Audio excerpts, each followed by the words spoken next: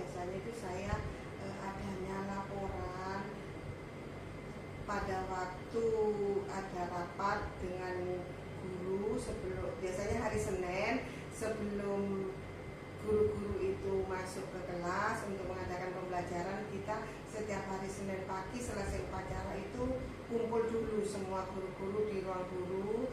Saya menanyakan mungkin ada keluhan-keluhan atau hal-hal yang perlu disampaikan, sehingga pada waktu masuk ke dalam kelas guru-guru sudah siap. Kemudian laporan dari wali kelas itu saya tampung hal-hal apa yang sekiranya itu membuat keresahan guru-guru, itu apa yang disampaikan oleh guru-guru saya tampung. Ada juga kadang dari beberapa siswa yang sudah besar-besar, mesti apabila ada temannya yang mengalami perubahan yang tidak wajar, itu biasanya siswa-siswa itu langsung melaporkan juga ke kepala sekolah. Seperti itu. Nah, selanjutnya Bu, bagaimana Bu Indah menjalankan pengambilan keputusan di sekolah, terutama untuk kasus-kasus di mana ada dua kepentingan yang sama-sama benar atau sama-sama mengandung nilai kebajikan? Gimana? Dilema banget ini ya. Karena sama-sama benar dan sama-sama mengandung nilai kebajikan. Itu harus memilih salah satu atau bagaimana, Bu Rifan? Ya, menurut Ibu gimana? Biasanya jenengan mengatasinya apa, memang harus memilih salah satu atau di anu dulu atau gimana? Monggo. Kalau seperti itu kita lihat dulu prioritasnya yang paling besar dan manfaatnya yang paling besar itu apa. Nah, itu biasanya yang kita ambil. Kemudian kita rundingkan dengan teman-teman guru. Misalnya ada kegiatan keagamaan ya Bu Rifa ya. Yang satu kan kayak kegiatan di Pondok Ramadan. Terus kemudian ada juga berbagi zakat dan seperti itu ya. Itu kan kita juga memilih kalau dua-duanya dilaksanakan. Misalnya untuk zakat kan di sekolah SLB itu kayaknya kurang mengena kayak gitu. Jadi lebih kita memilih kegiatan pondok Ramadannya, karena kan sama-sama bernilai ibadah. Tapi kan kita lihat dulu kalau di pondok Ramadan siswa bisa melaksanakannya, sekolah bisa melaksanakannya. Sedangkan untuk yang kegiatan misalnya membagikan zakat fitrah itu kan kalau di SLB itu kurang mengena kayak gitu ya. Jadi ya diprioritaskan yang nilainya yang lebih besar, mana manfaatnya yang bisa dinikmati dan dilaksanakan oleh sekolah. Terus untuk langkah-langkahnya ini, untuk langkah-langkah atau prosedur yang biasa dilakukan selama ini untuk pengambilan keputusan itu bagaimana? Untuk pengambilan keputusan saya itu tidak bisa berbuat sesuai kehendak hati saya. Walaupun saya sebagai seorang pimpinan, saya tetap harus juga mendengarkan apa yang menjadi masukan dari rekan-rekan guru, rekan-rekan staf administrasi. Jadi mana masukan dari mereka itu saya tampung, kemudian saya saring ambil mana yang paling baik seperti itu. Nah, selanjutnya Bu, hal-hal apa saja yang selama ini dianggap efektif dalam pengambilan keputusan pada kasus-kasus yang terkait dengan dilema etika tadi? Hal-hal yang paling efektif yaitu tadi, semua diajak untuk memecahkan masalah itu. Semua diminta masukannya. Kita ambil masukan mana yang paling banyak, dan apabila itu lebih mengena, yaitu yang saya lakukan. Yang kedua, selain rembuk bersama, misalnya kasus itu terjadi pada seseorang atau pribadi ya, saya pendekatannya lebih ke pendekatan individu dulu. Kita ajak ngobrol dari hati ke hati, kemudian kita apabila itu sifatnya tidak tidak mungkin untuk dibicarakan bersama dengan guru-guru yang lain.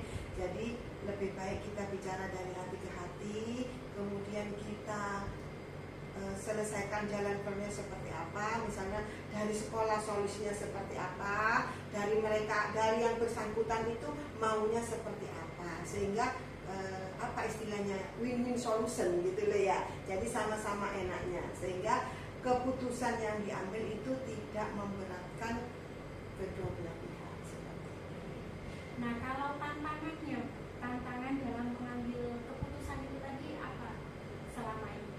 Tantangannya ya kadang kan tidak semua itu bisa diselesaikan secara langsung ya, butuh waktu, butuh proses. Karena walaupun kita sudah bicarakan dengan teman-teman, sudah banyak masukan dari rekan-rekan guru apa untuk menyelesaikan suatu masalah, tapi kan harus perlu dikaji ulang ya, kalau seperti ini nanti ke depannya seperti apa, saya mengambil solusi ini seperti apa. Jadi kadang keputusan itu tidak bisa kita ambil sekaligus, tapi kita butuh waktu berapa lama, kita melihat dulu, saya tinjau kembali kasusnya itu seperti apa.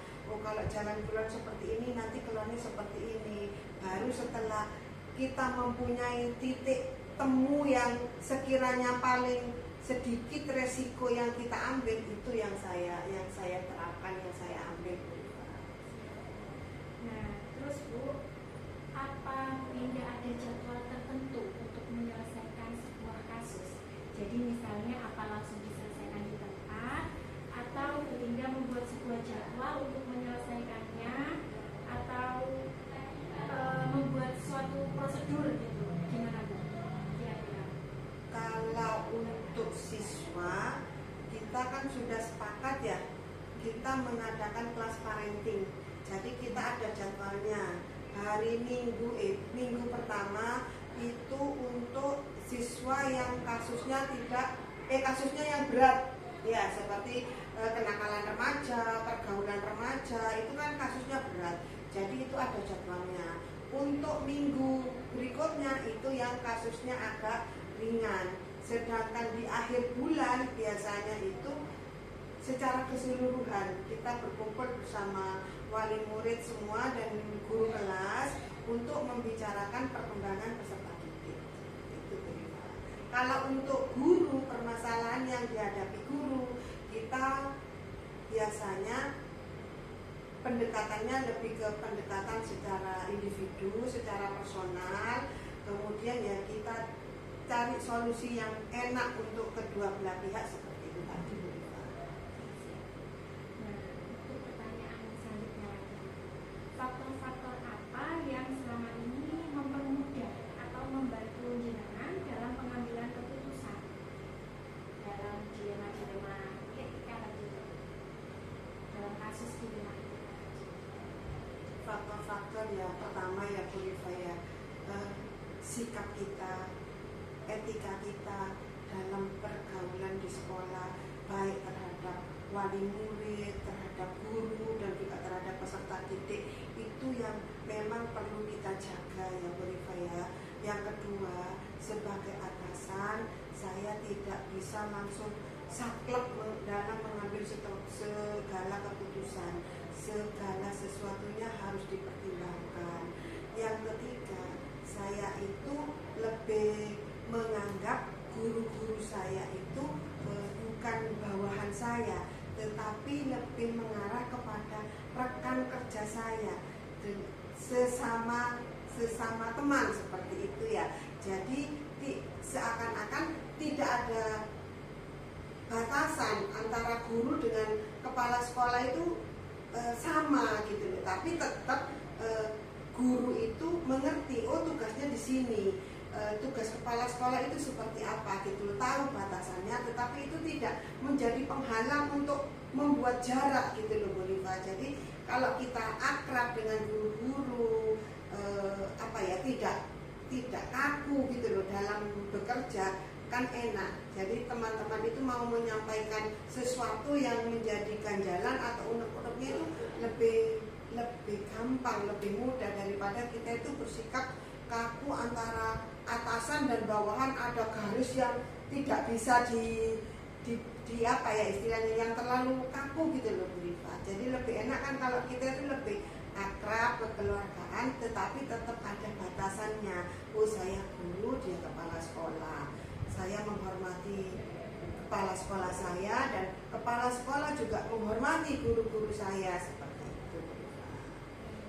Pertanyaan terakhir, dari semua hal yang telah disampaikan tadi, pembelajaran apa yang dapat Bu Indah petik dari pengalaman Bu Indah sendiri mengambil keputusan dilema etika? Dalam mengambil keputusan dilema etika ya, itu saya tidak bisa mengambil keputusan sendirian.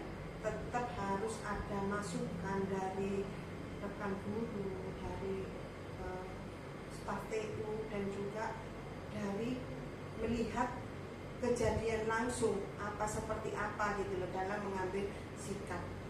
Jadi tidak bisa segala sesuatu, oh saya harus memutuskan si A harus seperti ini itu tidak bisa. Tetap ada masukan, ada rembukan dengan sesama, dan dalam mengambil keputusan itu juga kita tidak harus ada penekanan. Jadi masukan dari guru-guru itu kita tampung, kita ambil mana yang baik, dan apabila dalam mengambil keputusan itu dalam bersikap lah istilahnya ya, kita tuh jangan terlalu saklek dengan guru-guru itu. Karena kalau terlalu saklek, guru-guru juga nggak akan kerasan, dan kita juga merasa kurang nyaman dalam bekerja. Tetapi kalau kita sering mendengarkan masukan atau curhatan dari guru-guru, dari TU-TU, itu kan biasanya lebih enak dalam menyelesaikan sebuah permasalahan kayak gitu. Karena kalau terlalu kaku, kita mau ngasih saran atau masukan juga istilahnya pekewo ya, sungkan gitu loh. Tapi kalau kita akrab namun tetap pada koridor yang harus dilalui itu, jadi enak gitu loh Bu Rifa. Oh Bu, Bu seperti ini Bu. Oh iya, nanti saya pertimbangkan lagi, gini ya, iya. Nanti kan enak seperti itu Bu Rifa. Baik, terima kasih banyak atas waktunya. Mudah-mudahan saya bisa meneladani dari jawaban-jawaban yang Ibu jabarkan tadi, sehingga saya menjadi lebih baik lagi. Amin. Tetap semangat, tetap berusaha. Bu Rifa masih muda, ya namanya juga jenuh, penat, itu pasti Bu Rifa. Namun Bu Rifa tidak boleh putus asa, tetap semangat. Allah pasti memberkati usaha Bu Rifa. Masih jauh, tetap semangat Bu Rifa ya, karena mungkin disinilah ladang rezeki dan ladang pahala Bu Rifa. Jangan pernah bosan Bu Rifa, jangan pernah lelah untuk menebar kebajikan. Itu pesan saya ya. Tetap baik walaupun kita diperlakukan tidak baik, tetap kita baik Bu Rifa. Kita tetap selalu semangat, perbanyak sabar. Yang terpenting dijaga kesehatannya, dijaga mentalnya biar selalu kuat, karena namanya cobaan itu datang dari berbagai arah ya Bu Rifa ya. Tetap guyup rukun dalam suatu sekolah biar semuanya berjalan lancar ya Bu Rifa ya. Kita doakan sukses terus, jadi orang penting, menggantikan saya yang habis ini juga akan pensiun ya Bu Rifa ya. Masih jauh. Terima kasih banyak. Yes, sama-sama Bu Rifa. Waalaikumsalam.